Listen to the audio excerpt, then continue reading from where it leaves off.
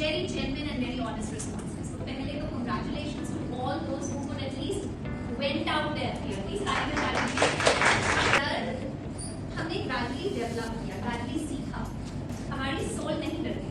बचपन में हम नहीं डरते थे, खासकर जब तक दीन दुनिया समझ नहीं आती. ये fear of failing, fear of being judged, fear of losing, ये तब समझ आने लगा जब समझ आने लगा.